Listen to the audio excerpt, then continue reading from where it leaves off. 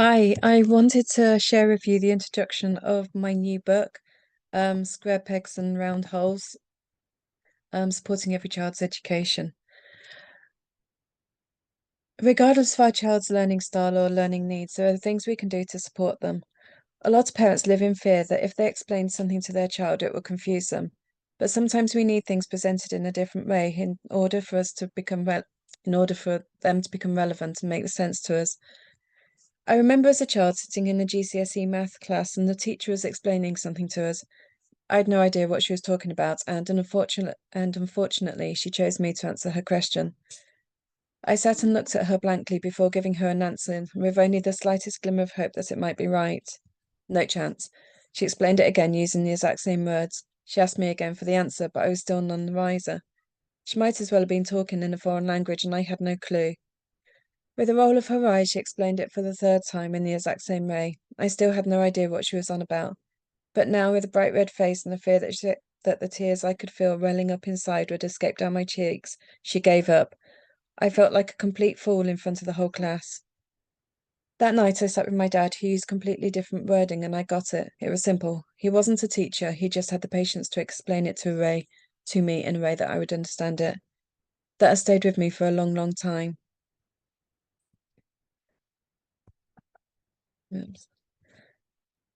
When we're in a situation where we aren't thinking logically, or our natural way of thinking isn't the linear route that it is expected to be the norm, or is sat in an exam, or the teacher just takes it upon themselves to single you out to be the person to answer the question, it is unlikely that our brain will hurry straight to the specific piece of information that we need. Instead, it starts darting around inside our head like a ping pong ball, looking for that relevant nugget that will save the day. It travels all around our houses, the most scenic route it can possibly find, and then often fails to locate that tidbit that would have been so appreciated in that moment of time.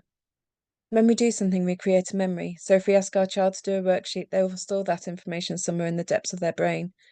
To reinforce this information, we ask them to do another worksheet and maybe another, each time congratulating ourselves on the support we are giving our child.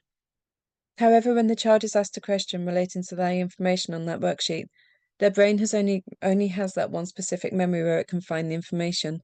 So instead, if we provide a series of different resources, we are helping them to create multiple memories. Learning times tables can be given as a simple example of this. If we keep asking our children to recite them by rote or suddenly bombard them with a general times table question, we are creating one memory.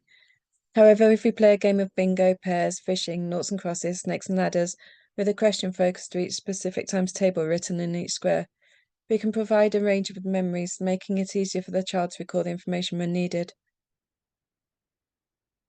I'll leave it there. But that's just a taster from my new book, Square Pegs and Round Holes, Supporting Every Child's Learning. I'll put a link for it in the comments below, but I hope if you do decide to read it, you find some relevance from it and something that helps you support your child or the child that you're working with become both more confident and more knowledgeable if they're learning. Have a great day and thank you for listening. Take care.